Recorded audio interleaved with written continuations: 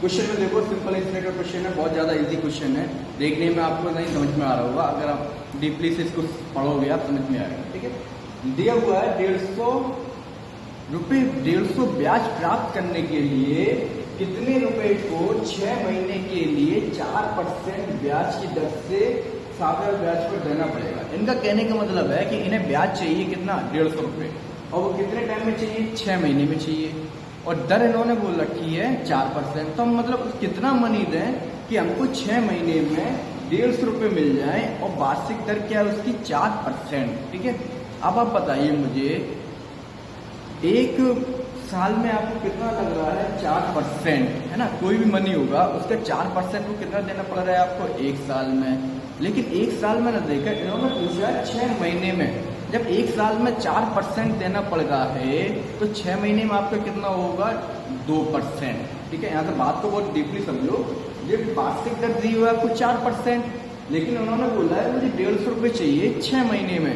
अब 6 महीने में 150 रुपये चाहिए ना, तो 6 महीने में चाहिए तो 6 महीने का कितना रहेगा, 2%। इसके हिसाब से आप यहाँ से समझ सकते हो कि जो 150 है वो आपका कितने परसेंट है, 2%। कितना हुआ, 2%। तो यहाँ पर आप लिख सकते हो 2% बराबर 150 रुपये। ठीक है, सिंपल सा है, बहुत ईजी है, आप देखकर भी इसका आंसर बता सकते हो, है ना। अब 2% आपका कितना आ गया है, 150 रुपये। आपसे बोल रहा है कि हम कितना मनी दें। अब मनी कितना होता है, हमेशा 100%। जिस वस्तु की बात होती है या जिस नंबर की बात होती है, जिसकी भी बात होती है वो हमेशा 100% होता है। यहाँ पर बात हो रही है हम कितना मनी दें, और वो मनी आपको कितना कहलाएगा, 100%। अब आप खुद बताइए, 2% की वैल्यू दे रखी है 150 रुपये, और 100% आप कैसे निकालोगे। अगर हम इसमें 50 का मल्टी कर रहे हैं तो आपका ये हो गया 100%, और यहाँ पर आप 50 का मल्टी करोगे तो 150 मल्टी 50, आपका आंसर आ गया 7500 रुपये। 2 लाइन का क्वेश्चन था, आ गया ना। सारे क्वेश्चन इजी होते हैं, मैथ में कोई क्वेश्चन हार्ड नहीं है, बस फर्क इतना है आप क्वेश्चन को समझ नहीं पाते हो।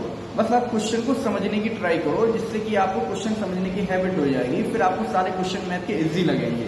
इसलिए अगर मैथ में आपको होशियार बनना है, स्मार्ट बनना है, तो क्वेश्चन को समझो, अच्छे से समझो। आप जितना टाइम इसके आंसर के बारे में सोचते हो उतना टाइम आप सिर्फ और सिर्फ क्वेश्चन समझने में दो, आपका आंसर इजीली आ जाएगा। आप उसके आंसर को मत देखो, आंसर अपने आप आता है, बस क्वेश्चन को देखो आप। ठीक है फ्रेंड्स, ओके।